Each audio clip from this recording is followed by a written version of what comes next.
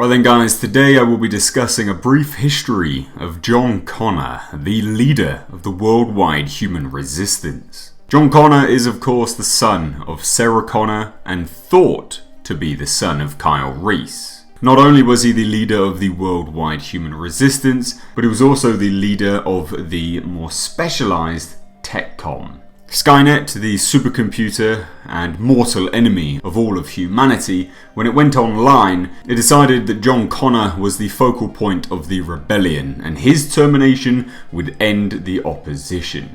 SKYNET would of course fail in these attempts at terminating John Connor during the war, and thus decided to utilize a time displacement device to send Terminators back in time to attempt to kill him before the war even began. This then of course leads to the event in Terminator, Terminator 2 and so on.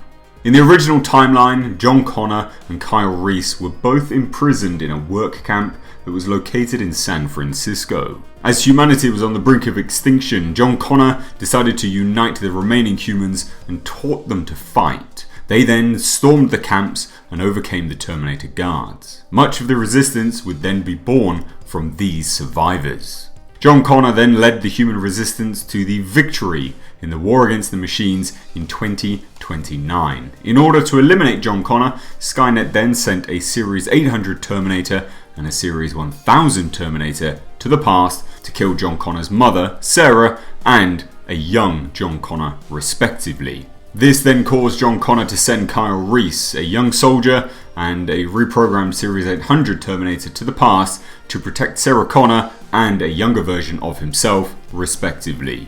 Of course, that is just the original timeline, but as we know from watching Terminator movies, the timeline has now displaced off, and in an alternate timeline, John Connor was born to Sarah Connor on February 28, 1985.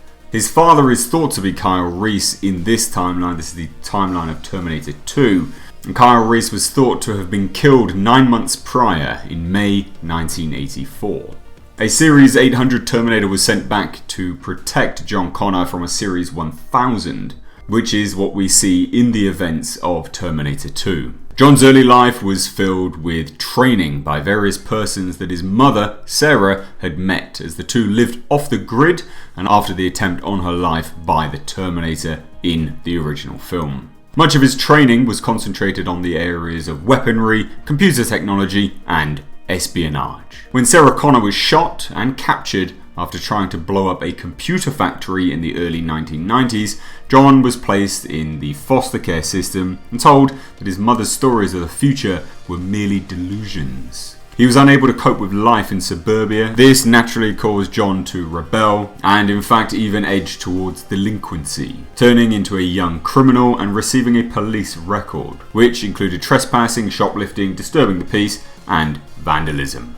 By the time John Connor was 10 years old, his foster parents, Todd and Janelle Voigt, found themselves unable to deal with him and were not surprised when a police officer showed up at their door asking to speak with John. This police officer was not a police officer and was in fact a T-1000. John's life would ultimately be changed forever when the T-1000 was sent back in time. However, the reprogrammed T-800 also came back in time, which would then later be dubbed Uncle Bob. This one was programmed to protect John.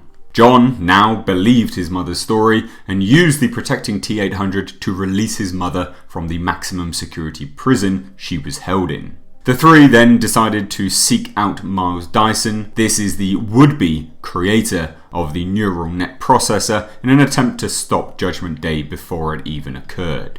During their time together, John bonds with T-800, who he then calls Uncle Bob, and once the T-1000 is destroyed, along with all of Cyberdyne's research, the T-800 asks that it be destroyed as well, so that its technology would not be discovered and used by others. As mentioned, there are multiple timelines and there is an alternate future. Because Sarah, John and the T-800 successfully destroyed the laboratory of Cyberdyne systems, SKYNET is never created and Judgment Day never occurs. In the year 2027, John Connor is a US Senator and he has a child. In the Terminator Genesis timeline, John Connor was still the leader and founder of the human resistance, and he led the remnants of mankind in the war against the artificial intelligence that was SKYNET. However, in this particular timeline, John Connor would be infected by a Series 5000 and turned into a Series 3000 Terminator. John Connor would then go back in time in an attempt to capture his mother and the aged Terminator that had saved her as a child. Interestingly enough, in the Terminator Salvation timeline, John Connor is not the leader or founder of the Resistance. He has in fact risen to a form of leadership of his own squad of soldiers within the Resistance, which was known as TechCom. However, he served under the direction of General Olsen, which we see in the film. He was a member of the mission to infiltrate SKYNET VLA in order to obtain classified data vital to the machines and to rescue the prisoners there. In this particular timeline, John Connor would befriend Marcus Wright, who was a Terminator hybrid. Unfortunately, in this timeline, John Connor was impaled through his heart, which would be replaced by Marcus's at the end of the film to save his life and thus continue on with the destiny that John Connor has. Now, speaking more with respect to Kyle Reese being John Connor's father, this ultimately creates a paradox. John must send Kyle back in time so that he can exist to defeat SKYNET and send Kyle back to protect his mother in the first place. However, this opens up the potential that John actually may have had another father, as ultimately his existence in the original timeline wouldn't have happened.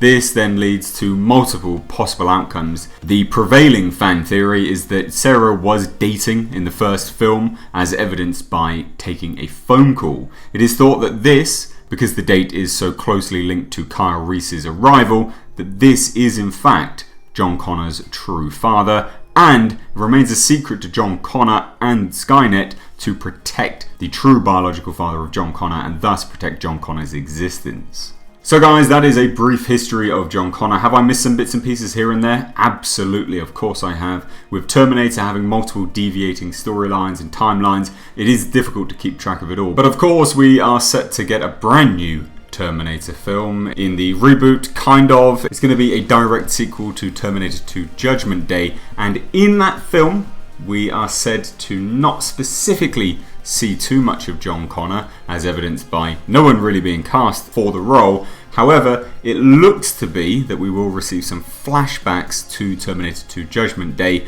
as evidenced by the fact that we have seen on set, or in behind the scenes photos anyway, a child that looks highly reminiscent to Edward Furlong in the original Terminator 2. Now, it's highly likely that they're going to use some CGI to create a true effect of Edward Furlong, but it is a shame that it seems that we're not going to be getting a further fleshed out storyline of John Connor, a man that is so pivotal to human survival in the Terminator series, and yet this reboot seems to be focusing on a new woman, and as explained by James Cameron himself, it looks to be passing the torch to this character. Could this be the daughter of John Connor? Potentially. This could see some kind of tie-in to the original canon and storyline, but guys, it does look to be like we're going to be focusing on a young girl now rather than John Connor, which is a massive 180 on what we were doing previously. But anyway, that's just my brief thoughts on the Terminator reboot that we are set to be getting very